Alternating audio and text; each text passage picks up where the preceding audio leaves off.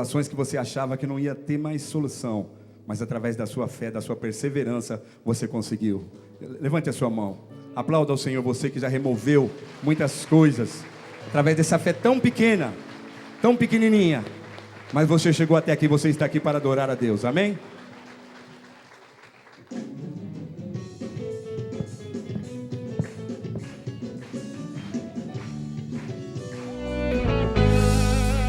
Se tiveres fé como um grão de mostarda, assim te diz o Senhor.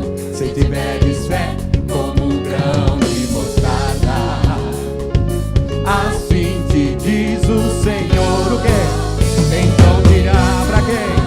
Para a montanha, mova assim, assim ó, mova assim. Então dirá para a montanha, mova assim. Pra esse lado aqui ó, mova assim. Esta montanha se moverá, se moverá, se moverá.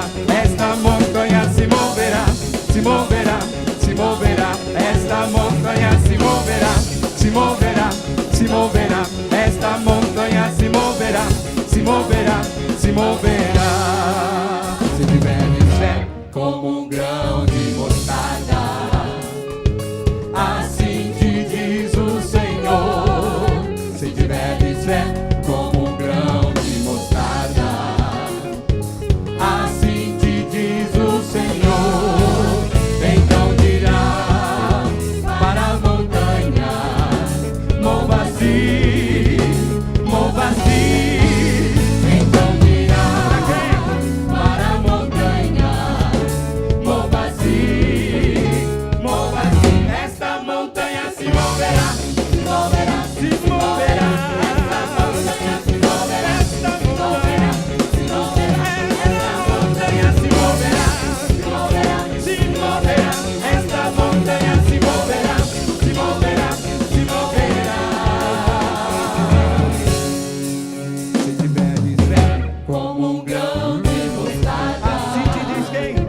assim te diz o Senhor. Se tiveres fé, Como um grão de mostarda, assim te diz. assim te diz o Senhor. Então Dirá para a montanha, mova-se, mova-se. Então dirá para a montanha, mova-se, mova-se. Esta montanha se moverá, pode ser a enfermidade, se moverá, pode ser a falta de emprego, se moverá, se moverá. pode ser a tristeza, pode ser a angústia. Esta montanha se moverá. Esta montanha se moverá, se moverá, se moverá, se moverá. Esta montanha se moverá, se moverá, se moverá. Seja qual for a enfermidade, aleluia, glória a Deus, aleluia, aleluia.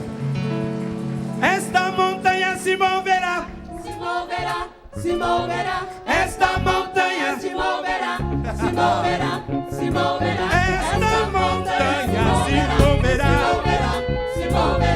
esta montanha se moverá, Se moverá, se moverá. esta montanha se moverá, Se moverá, se moverá. Esta montanha se moverá, se moverá, se moverá. Pensa na montanha que você Se tem visto à sua frente agora. Pensa nela agora, pensa nela. Esta montanha se Só pensa, não precisa falar. moverá, se moverá. Agora, na autoridade do nome de Jesus, aleluia, você vai falar: esta montanha, montanha se mova, esta montanha se moverá, esta montanha se moverá, esta montanha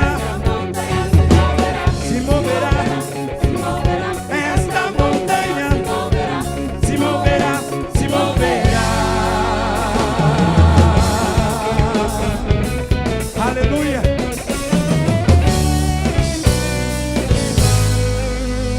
Aleluia. É para ele essas palmas? Aleluia.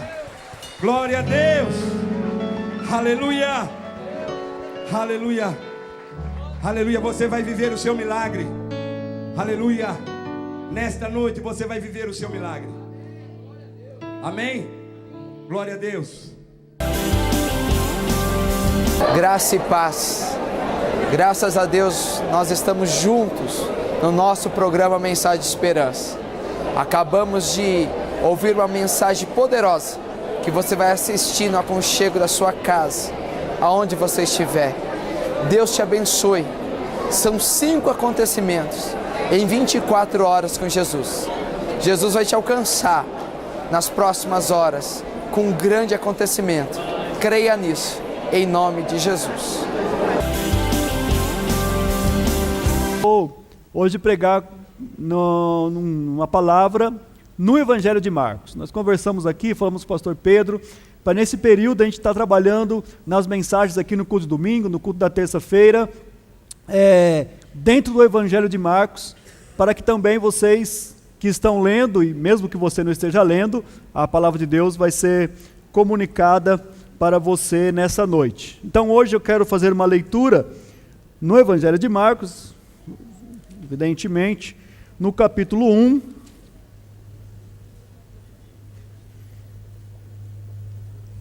e vou fazer uma leitura do versículo 21 até o 39. Do 21 até o 39.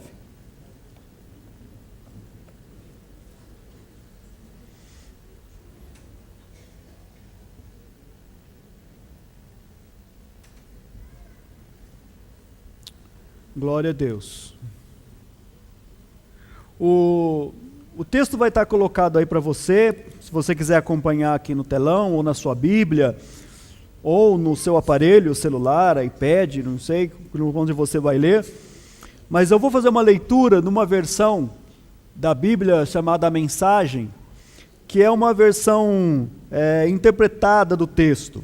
Ela é uma linguagem mais direta, e eu gostei muito de ler esse texto aqui, nessa versão, e eu quero ler por esse texto aqui para os irmãos. Então, o Evangelho de Marcos, capítulo 1, a partir do 21 até o 39. Eles entraram em Cafarnaum. Quando o sábado chegou, Jesus logo foi para a sinagoga e passou o dia lá ensinando. O povo ficou admirado com o seu ensino objetivo e confiante, sem sofismas e excitações usadas pelos líderes religiosos. De repente, estando ele ainda na sinagoga, a reunião foi interrompida por um homem extremamente perturbado que gritava: "O que você veio fazer aqui conosco, Jesus? Sei que você veio fazer aqui, Nazareno. Você é o Santo de Deus e veio aqui para nos destruir." Jesus ordenou: "Quieto, saia dele." O espírito perturbador agitou o homem, protestou em alta voz e saiu. Os ouvintes, impressionados, cochichavam entre si: "O que está acontecendo aqui? Um novo ensinamento com demonstração prática? Ele consegue calar espíritos demoníacos imundos e ainda o expulsa." A notícia correu rapidamente e todos na Galileia ficaram sabendo do incidente. Jesus saiu da sinagoga e foi para a casa de Simão e André, acompanhado por Tiago e João. A sogra de Simão estava de cama, ardendo em febre. Informado disso, Jesus foi até lá onde ela estava, pegou-a pela mão e a fez levantar-se. Tão logo a febre a deixou, ela foi preparar o jantar para eles. Ao anoitecer, depois do pôr do sol, foram trazidas a ele pessoas doentes, afligidas por espíritos malignos. A cidade inteira fez fila na porta da casa. Ele curou os corpos doentes e as almas atormentadas. Os demônios conheciam sua verdadeira identidade, mas ele não permitia que se pronunciasse. Ainda não havia amanhecido, quando ele se levantou, retirou-se para orar num lugar isolado. Simão e os que estavam com ele foram procurá-lo. Eles o encontraram e disseram: "Todos estão à tua procura." Jesus decidiu: "Vamos a outras cidades para que eu possa pregar ali também. Faz parte da minha missão." Assim, por toda a Galileia, ele visitou sinagogas, que era um lugar de reunião, pregando e expulsando demônios. Amém? Glória a Deus. Meus queridos, só para você entender um pouquinho sobre esta palavra, eu quero fazer uma introdução aqui nessa mensagem, abordando um pouco os aspectos desse livro tão importante que é o Evangelho de Marcos. A palavra evangelho significa boa notícia, uma boa nova, é uma mensagem diferente que veio para ser pregada. Esse livro, esse evangelho em especial, provavelmente foi o primeiro evangelho a ser escrito e serviu de fonte para que outros narrassem alguns acontecimentos sobre a vida de Jesus. Ele é escrito de um modo muito prático e muito rápido. Ele tem a intenção de mostrar as ações de Jesus. Nesse evangelho há poucos discursos e diálogos. Ele mostra muito ações, obras, Jesus operando, saindo de um lugar. Tudo acontece muito rapidamente. O evangelho não tem uma introdução, já aparece acontecendo algo. O evangelho mostra uma urgência de transmitir uma mensagem, uma nova mensagem sobre Deus. Algo estava acontecendo, diferente de tudo que já aconteceu. E esse evangelho quer mostrar isso para as pessoas, quer trazer isso à tona. Por isso esse tom e esse aspecto de urgência, como ele é apresentado.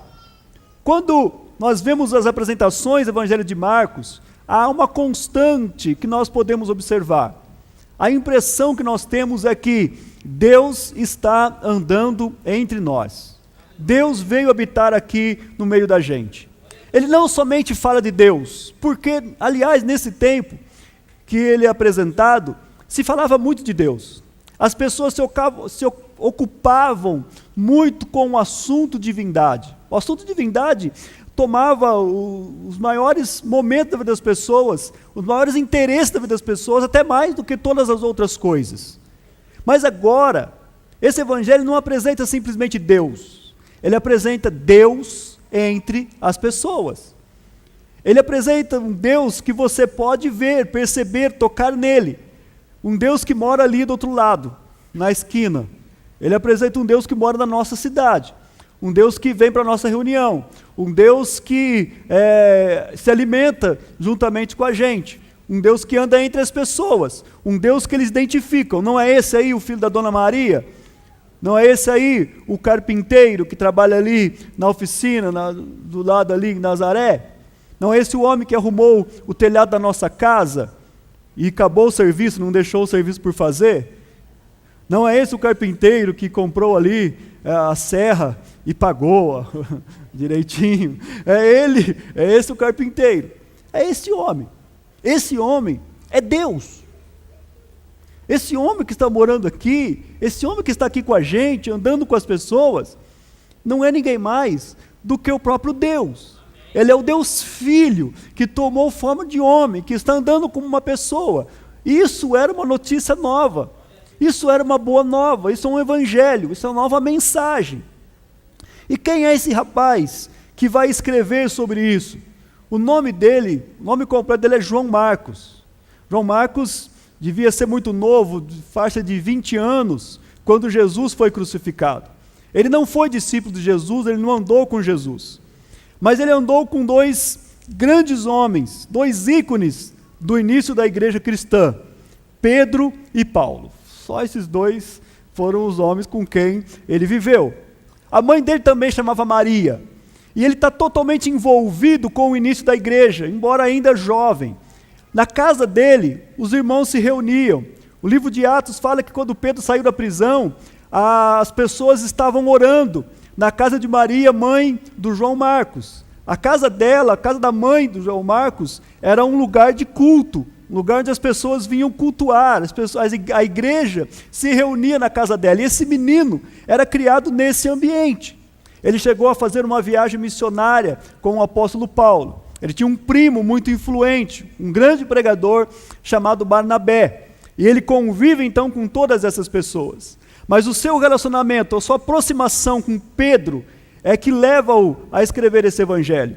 Ele era tão íntimo, tão chegado de Pedro, que Pedro no seu livro fala: João Marcos, o meu verdadeiro filho. Ele é chamado de filho na fé de Pedro. Pedro, então, tem esse rapaz como seu filho. E ele coletou, então, nos seus tempos com Pedro, todas as informações que Pedro, que era um dos discípulos chegados de Jesus, os discípulos de primeira linha de Jesus, um discípulo que andava muito próximo de Jesus, ele então coleta essas informações de Pedro, ele armazena essas informações de Pedro. E num momento crucial, no momento em que eles viveram uma turbulência muito grande, porque com 40 anos, João Marcos vai viver em Roma, e ele se estabelece ali em Roma, e ele trabalha na igreja que começa em Roma. E quando lá para volta do ano 60, o ano 63, Nero, um imperador romano, num acesso de loucura, ele provoca um incêndio que destruiu metade da cidade. E querendo se livrar das acusações, ele coloca a culpa nos cristãos. Inicia-se então uma perseguição muito grande aos cristãos daquele tempo na cidade. Muitos são presos, muitos são cruelmente assassinados. Entre eles, Pedro também é preso e é morto pelas mãos do Império Romano. Marcos, então, querendo trazer uma mensagem de consolo para os cristãos em Roma, querendo trazer uma mensagem e explicações verdadeiras, não fantasiosas, não ilusórias sobre Jesus, mas ele quis dizer assim: gente, esses sofrimentos, essas perseguições que vocês estão passando, o Filho de Deus, o servo Jesus, também passou. E ele escreve então aos crentes que estão em Roma, uma mistura de judeus e pessoas que não eram do povo judeu, chamados de gentios, levando a eles uma mensagem de consolo, de conforto, e dizendo: Jesus esteve aqui entre nós e ele ainda está entre nós, ele ainda é um Deus atuante em nosso meio, ele ainda caminha em nosso meio. Esse é o propósito, esse é o objetivo deste evangelho tão tocante, tão importante, que é o evangelho de Marcos. Ele concentra a maioria dos seus eventos, ou praticamente todos os seus eventos, na região do Mar da Galileia. Era uma região muito importante, construída de muitas cidades. Nazaré, que é a cidade onde Jesus cresceu, está ali também entre essas cidades. Mas uma cidade na qual Jesus praticamente monta o seu quartel-general, onde Jesus trabalha, é a cidade de Cafarnaum. Se você leu a Bíblia e o Evangelho de Marcos essa semana, você viu falado sobre essa cidade. Por que Cafarnaum? Foi uma estratégia de Jesus. Cafarnaum era a cidade mais importante, a mais populosa e a maior cidade entre todas essas cidades ao redor do Mar da Galileia. E ali era também um ponto de encontro das tropas romanas, das tropas dos generais romanos se encontravam ali, se marcavam um território ali. E isso foi muito importante, porque isso trazia muita gente de muitos lugares, muitas pessoas de várias nacionalidades afluíam a essa cidade chamada Cafarnaum. Jesus então encontra ali um terreno fértil para, de uma forma desafiadora, proclamar o evangelho do reino de Deus, proclamar a boa nova de que Deus estava entre o seu povo, e ele escolhe e trabalha muito e opera muito e faz muitas coisas exatamente nessa cidade chamada de Cafarnaum. Ok? Muito bem. O texto que nós lemos, eu nomearia ele assim como 5 eventos em 24 horas. É interessante como esse relato começa num sábado bem de manhã e termina no domingo bem de manhã. Em 24 horas, 5 eventos envolvem Jesus. E esses 5 eventos traz uma mensagem gloriosa para as nossas vidas. Nesses 5 eventos, Deus está mostrando como ele se relaciona com o seu povo, como ele age no meio do seu povo. Em primeiro lugar, o evento começa sábado bem de manhã. O texto diz que sábado bem de manhã ele foi a uma sinagoga. Talvez você não esteja familiarizado com essa palavra sinagoga.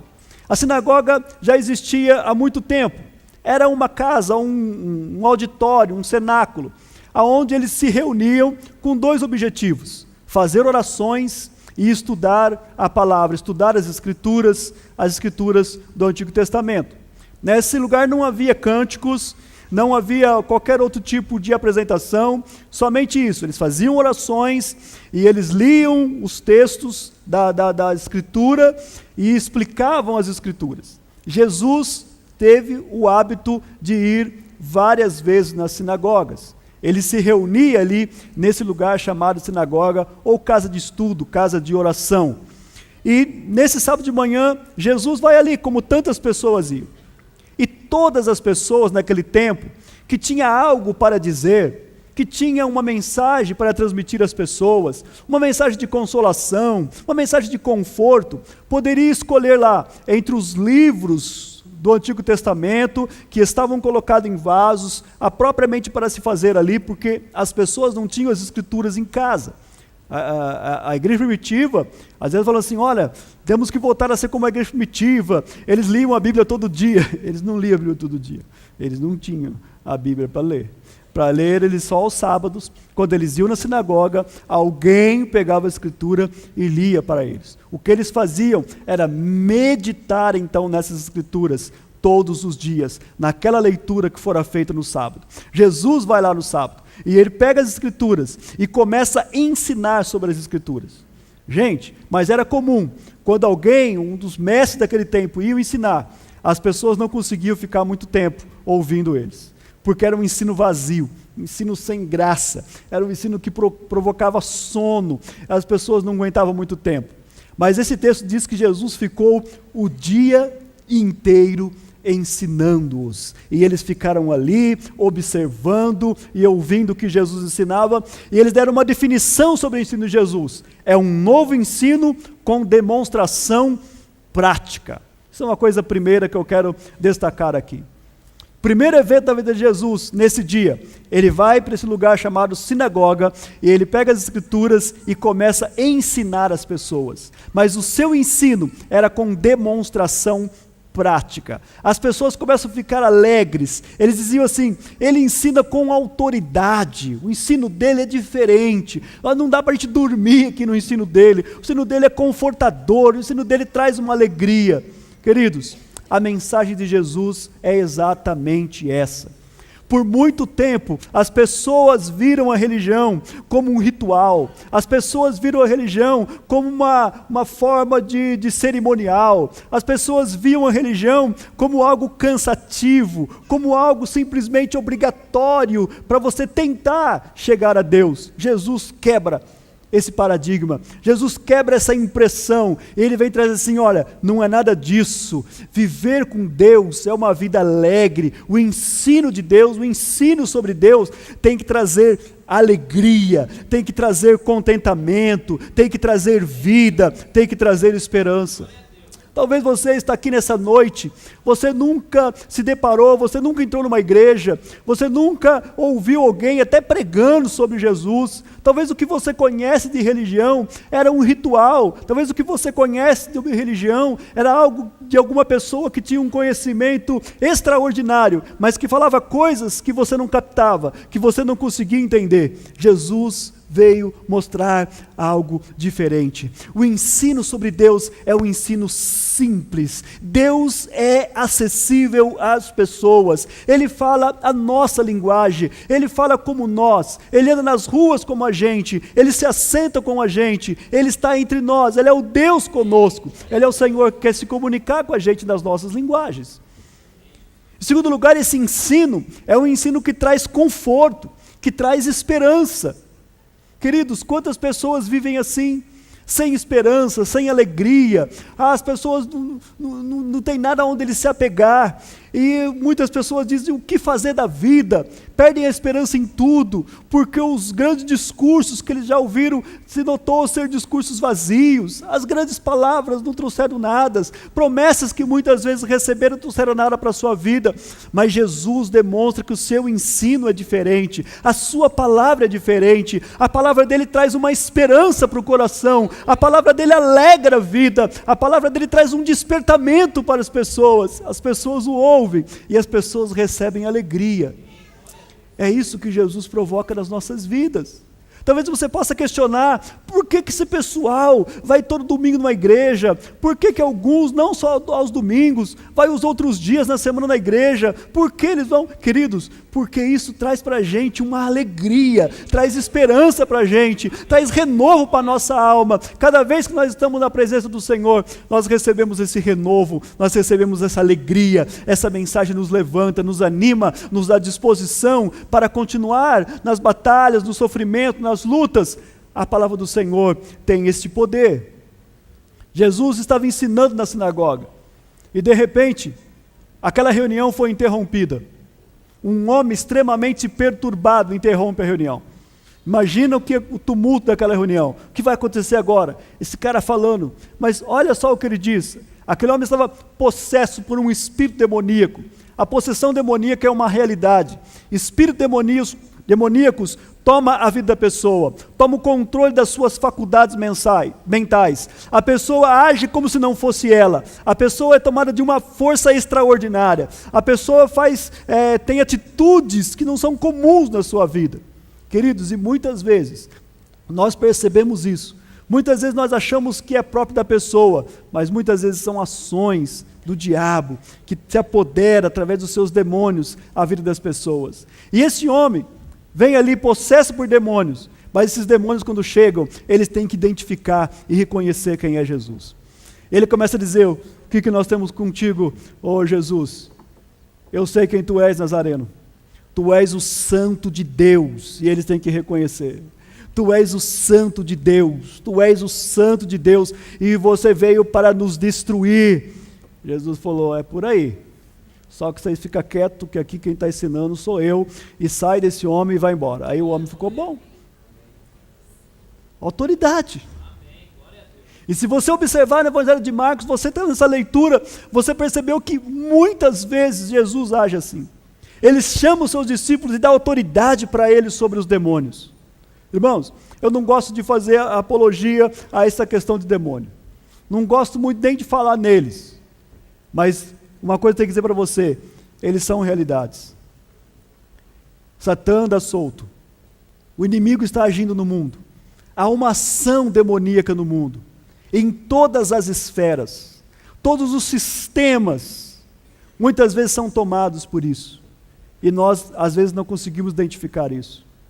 O nosso país, por exemplo, passa por uma situação muito complicada no que tange a corrupção. É verdade que existem homens ruins, é verdade que existem pessoas maldosas, é verdade que existem pessoas gananciosas e egoístas, mas eu tenho certeza que o que está agindo na nossa nação é um espírito demoníaco, agindo nos altos escalões da nossa nação, que tem tomado a vida de tanta gente, que antes eram homens corretos, eram homens que lutavam por justiça social, que lutavam por coisas boas, e de repente estão envolvidos em tanta corrupção, em tantos processos terríveis, porque há uma ação demoníaca tentando destruir essa nação. Há uma ação demoníaca na nossa nação, queridos, tentando destruir a moralidade da nação. Quantas permissões nós temos visto. As pessoas estão falando aí de uma nova novela que a Rede Globo começou a exibir, que é chamada de Babilônia, e o próprio nome já diz o que se vai falar. Queridos, há uma ação demoníaca infiltrada, entrando dentro dos lares das pessoas, e eu quero crer que você, que é um discípulo de Jesus, não esteja assistindo essa droga. Eu quero crer que você, que é um discípulo de Jesus, só ouviu falar sobre isso, e que você não esteja lá. Essa eu quero acompanhar, só para ver o que vai rolar aqui, para depois eu contar para as pessoas, eu postar lá no Facebook. Tomara que você, querido, nesse momento, dobre o seu joelho em oração, desliga a televisão, Senhor, eu repreendo em nome de Jesus esse espírito demoníaco que está destruindo a moralidade, a família, os lares, a hombridade, está destruindo todas as coisas, todos os padrões que ainda permanecem em nossa nação, que permanecem em nosso mundo. É tempo de nós vermos que há uma ação demoníaca. Jesus identificou isso, eles sabiam quem era, eles sabiam a autoridade que Jesus tinha. É hora de nós dizermos, aquieta Satanás, vai embora, você está destruído em nome de Jesus. Glória a Deus. Jesus sai daquela sinagoga já à tarde, e ele vai para a casa do Pedro e do André. E aí é um evento glorioso, o segundo momento nesse dia, nessas 24 horas com Jesus. Eu quero que você, não sei se você está conseguindo acompanhar comigo, nós vamos passar 24 horas com Jesus, só que não vamos demorar 24 horas para fazer isso, tá ok? Vamos ser aqui em 40 minutos no máximo. Viver 24 horas com Jesus. Ele sai dali, talvez você pensaria assim, poxa, o dia inteiro ensinando, se fosse eu, queria deitar um pouco, queria descansar, não queria ver ninguém, mas Jesus entra numa casa, a casa do Pedro e do André, que eram irmãos, e o Pedro, que evidentemente era casado, portanto ele tinha uma sogra, e até onde eu sei, quem tem sogra é casado, e o Pedro era casado, e o Pedro estava lá então, e a sogra dele estava de cama, com febre. E é interessante que febre em si mesmo não é uma doença, febre é um sintoma de que alguma coisa está errada. Mas Marcos, ou João Marcos, não está aqui fazendo uma análise clínica, médica, sobre o problema. Ele está dizendo que a identidade que se via ali do mal era uma febre que estava se manifestando. E também isso não importa para Jesus, o que é, o que está causando isso. E Jesus chega ali na casa do Pedro. E ele entra ali, a mulher está de cama, a sogra do Pedro. Cadê a sua sogra, Pedro? Está com febre lá de cama. Talvez alguns homens diriam, graças a Deus ela está lá na cama. Minha sogra está lá na cama. Deixa ela lá, Jesus, está tão bom assim. Se incomoda não, é assim mesmo. Vem de vez em quando tem esses piripaque, fica lá na caminha dela, mas é uma benção quando ela está assim. Mas o Pedro possivelmente amava a sua sogra, e aí Jesus vai lá, toma ela pela mão, fala, ô mulher, levanta daí, a gente está querendo jantar, e eu sei que a senhora faz uma janta maravilhosa. E a mulher levanta. E é interessante que o texto diz que ela se levantou, e quando ela se levantou, a febre a deixou. Ela não foi curada primeiro, ela se levantou primeiro, para depois a febre a deixar. Porque a febre é um sintoma de alguma coisa que estava acontecendo. Quando Jesus a toca na sua mão, o mal que estava causando a febre foi curado. E aí a febre a deixou. E aí ela se levantou. Muita gente, às vezes, queridos, não entende esse toque de Deus na sua vida. Às vezes a pessoa fala assim, não está acontecendo nada na minha vida, mas você não levantou ainda. Às vezes precisamos nos levantar primeiro, acreditar que aquele toque de Jesus já moveu algo em nós, já fez algo em nossa vida. E nessa noite o Senhor está dizendo para você, é tempo de você se levantar. Levantar aqui significa estar pronto, significa acreditar, é um passo de fé. É como diz a canção, descansarei, Senhor. Tá, o trovão e o mar estão lá, a tempestade está lá, mas eu vou descansar em Ti, eu vou levantar, eu vou me posicionar como alguém que já recebeu o milagre, alguém que já recebeu algo do Senhor, e eu vou me levantar. E ela se levantou e diz que então a febre a deixou.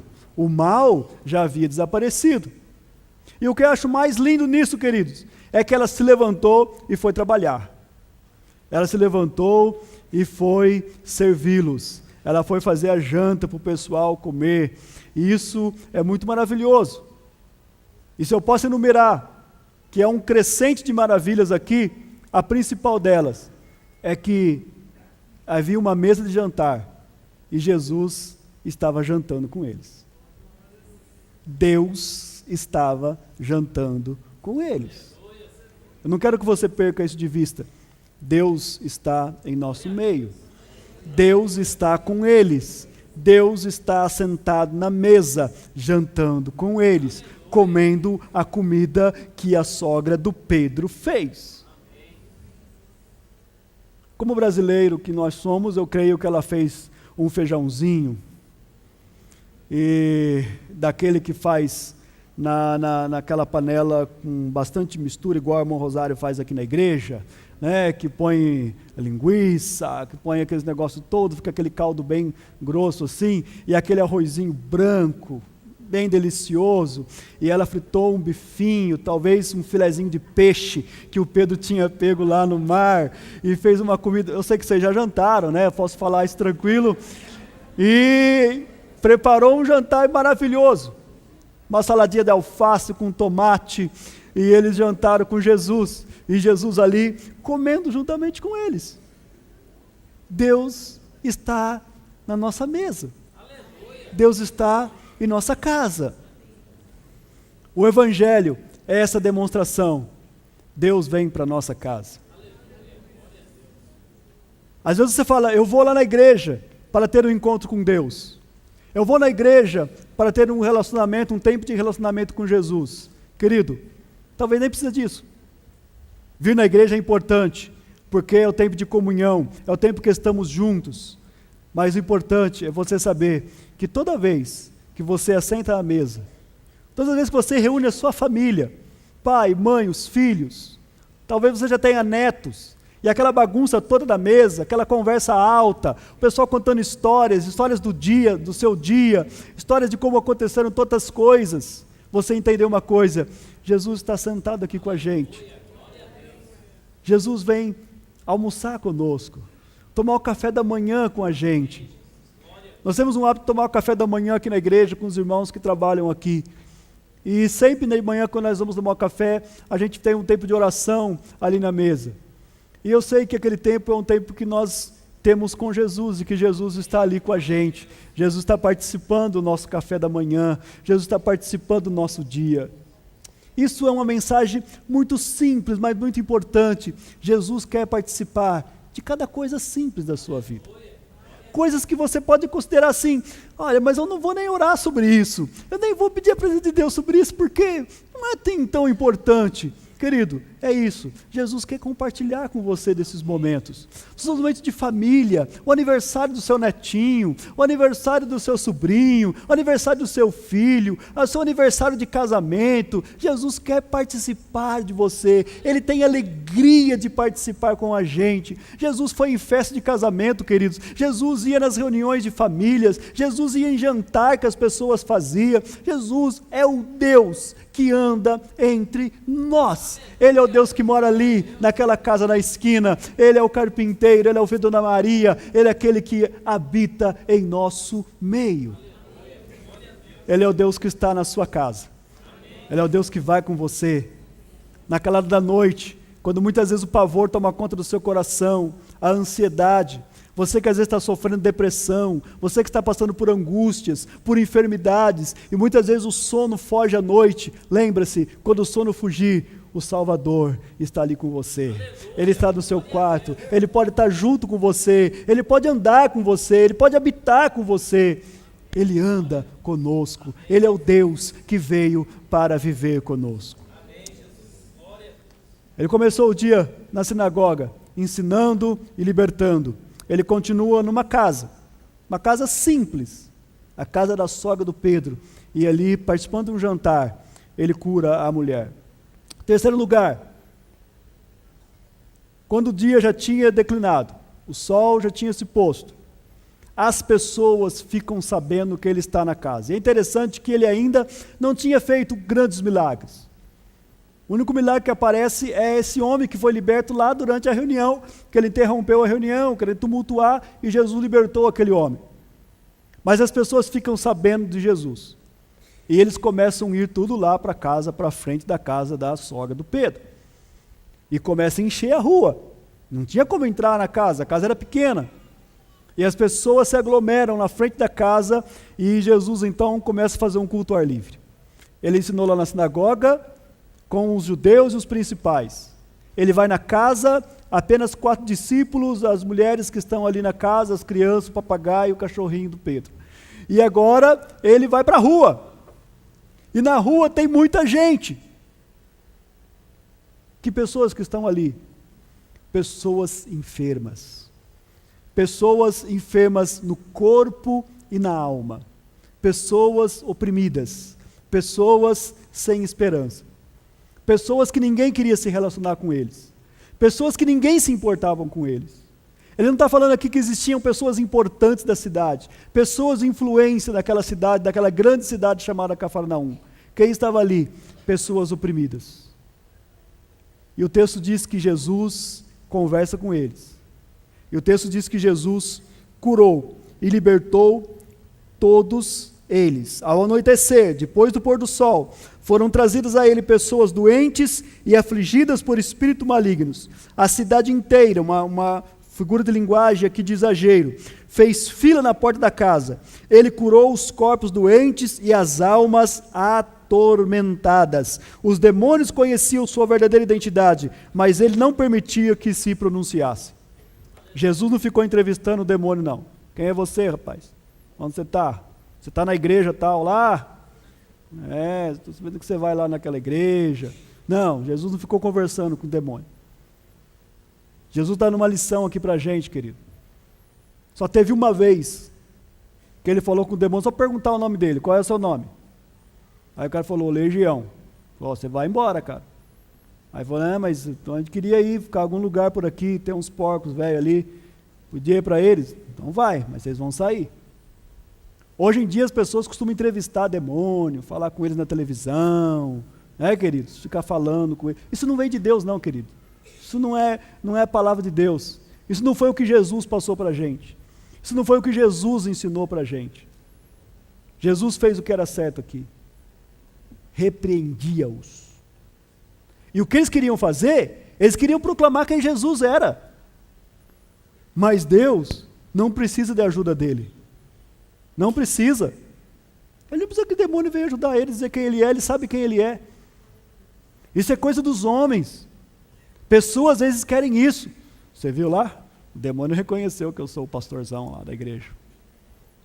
Cara, o demônio me aplaudiu, cara, o demônio ficou feliz, tem que ver. O demonião lá, amigão meu, colega meu, demônio. Que isso? Jesus o repreendeu. Não, a gente queria falar que não vai falar nada. Eu venho fazer a minha missão, eu digo quem eu sou, as pessoas vão descobrir quem eu sou, não preciso de vocês. Vocês são mentirosos. O demônio é mentiroso, irmão. Como que alguém pode ficar escutando alguém que é mentiroso? A Bíblia fala que o diabo é o pai da mentira. Ele é o mentiroso por excelência. Aí o cara fica escutando ele. Fala aí, quem é você? O que você está fazendo aí? Vim aqui e tal. Você foi lá no Bom Retiro aí, não gostei.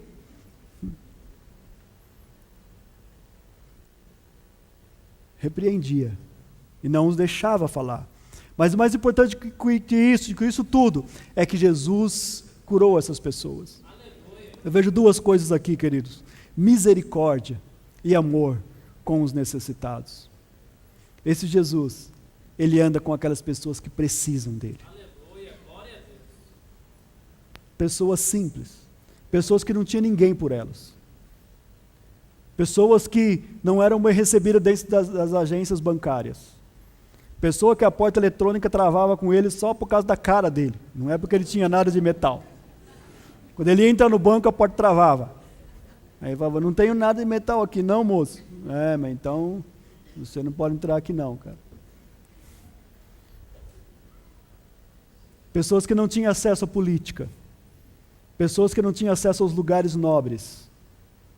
Tinham acesso a Jesus. Jesus as recebia. Pessoas sem esperança. Pessoas com necessidades. Iam até ele. E ele as atendia. E ele as curava no corpo e na alma. Ele restaurava essas pessoas. Esse episódio de 24 horas com Jesus mostra quem Deus é. Ele é um Deus que se preocupa comigo e com você, com as suas necessidades. A sua necessidade nunca perturba Jesus. A sua necessidade nunca aflige Jesus. A sua necessidade nunca traz angústia para Deus. A sua necessidade alimenta a alma de Jesus. A sua necessidade move Deus em sua direção. O seu orgulho, sim, entristece a Deus. O seu egoísmo, sim. A sua falta de confiança, sim. Mas quando você vai a Ele, clamando por Ele, necessitado dEle, Ele vai até você. Ele alcança a sua vida. Ele vem até você. Ele começa numa sinagoga, vai para a casa de Pedro junto com ele, atende o pessoal lá na rua. E aí, ele vai dormir. Não sei que hora que acabou o culto, o culto ao ar livre. Não sei que hora que acabou o culto na frente da casa do Pedro. Não sei se naquele tempo tinha alguma lei que dizia que era até às 10 horas o culto. Não sei se tinha que parar. Não sei se o pessoal da música estava tocando muito alto. Não sei se eles tinham um baterista que precisava cercar o cara de vidro e de madeira e ainda abafar a salinha dele, porque senão ninguém aguenta. Eu não sei quem é que tocava para Jesus. Eu não sei se os discípulos deles eram músicos. Eu não sei o que eles tinham exatamente.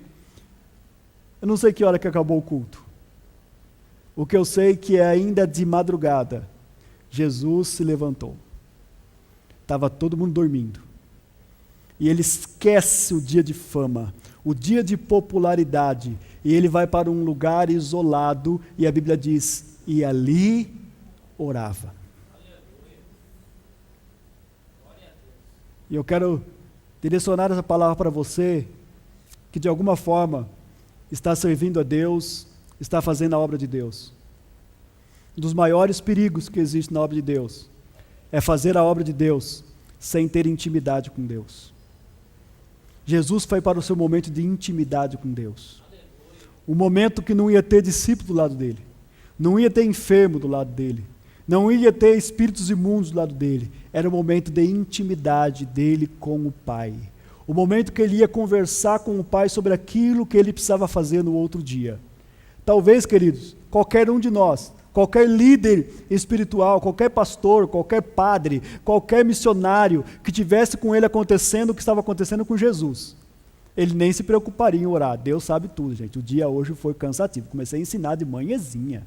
Vim aqui para o jantar. No jantar tive que curar a mulher. Depois o pessoal veio tudo aqui para frente. Fui dormir tarde. Deus sabe o quanto eu estou cansado. E amanhã eu já sei, o povão vai estar aí de novo. Eu não preciso fazer propaganda amanhã, eles vão me procurar. A galera vai vir para o culto de manhã, vixe, domingão amanhã, vai arrebentar. Eu só preciso estar descansado para falar com eles. Não, Jesus falou assim, eu preciso ir falar com o meu Pai. Eu preciso ter um tempo de comunhão com Ele. Eu preciso ter um tempo de intimidade com Ele. E Ele vai, esquece todas as coisas e vai ter um tempo de intimidade com Deus. Ele vai ter o seu tempo de intimidade com o Pai, e ele vai orar ao Pai, e ele vai falar com o Pai. Nós precisamos disso, queridos. A nossa vida precisa disso. É bom cultuar, é bom você fazer alguma coisa para Deus.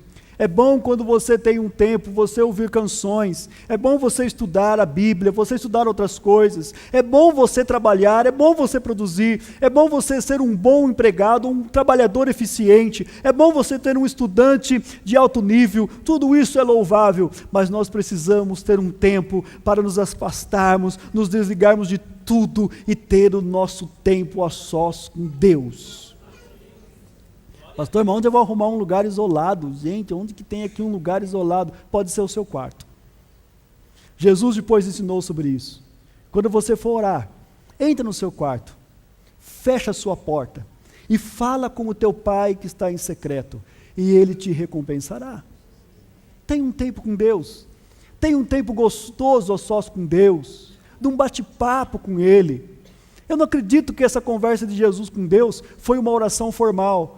Pai, deixa eu ver as regrinhas que eu tenho que começar aqui mesmo. Primeiro eu tenho que pedir perdão dos meus pecados, já não digo porque ele não tinha pecado. Aí eu tenho que louvar o Senhor. Não, Jesus teve um tempo de intimidade com Deus. Ele foi lá desfrutar daquela comunhão gostosa, daquele momento prazeroso. Assim tem que ser o nosso momento com Deus, querido, um momento de prazer.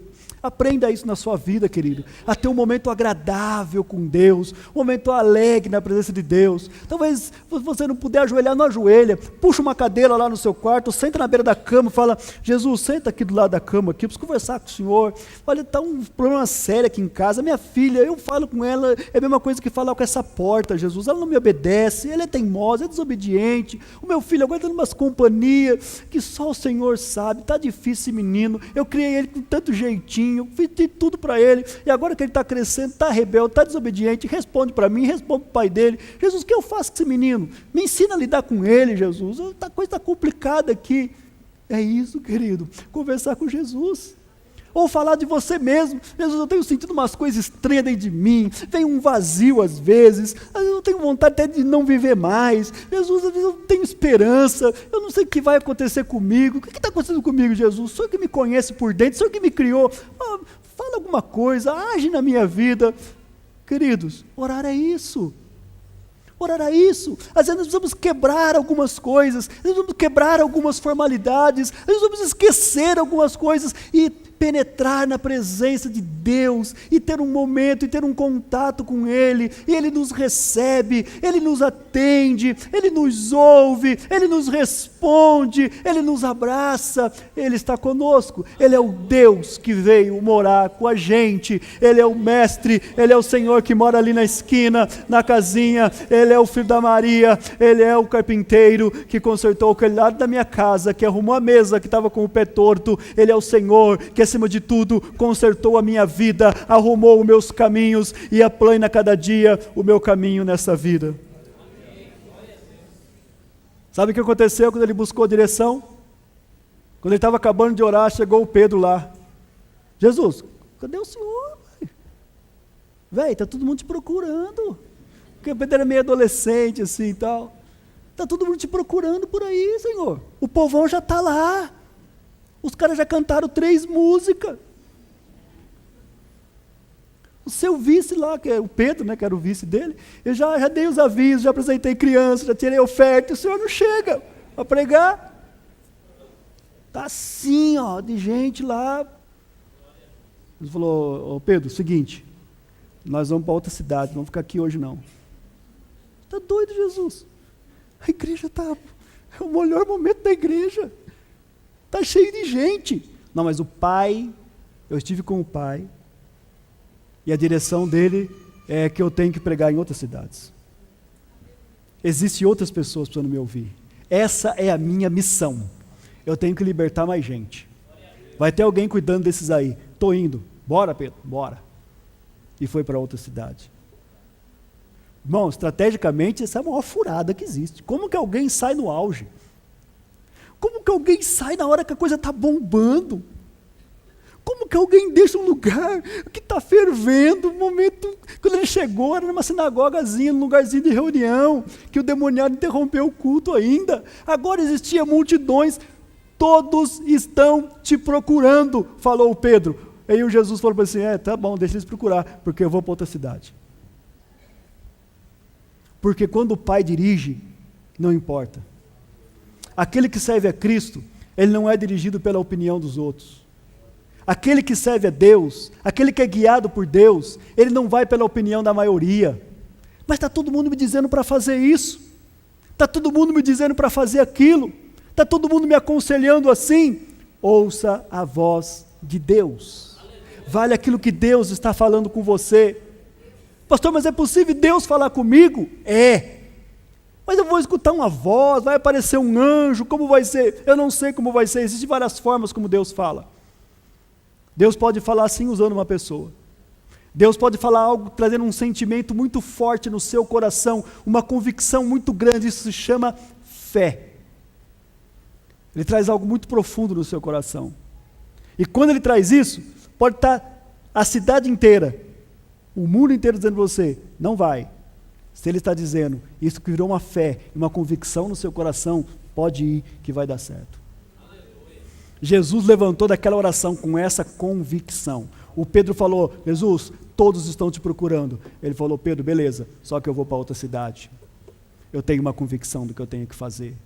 E disse que ali ele passou por várias cidades, por várias sinagogas e por várias pessoas, pregando e expulsando os demônios dessas pessoas e libertando essas pessoas. 24 horas da vida de Jesus relata tudo o que ele é para nós. Marcos faz isso em um texto muito pequeno, que você lê em 3 minutos. Ele fala 24 horas da vida de Jesus. 24 horas que Deus passou com a gente. 24 horas que ele andou entre nós. Um Deus simples, um Deus acessível, um Deus presente na nossa vida. E a mensagem que eu deixo para você, terminando aqui essa nossa meditação, é que esse Deus é o mesmo Deus.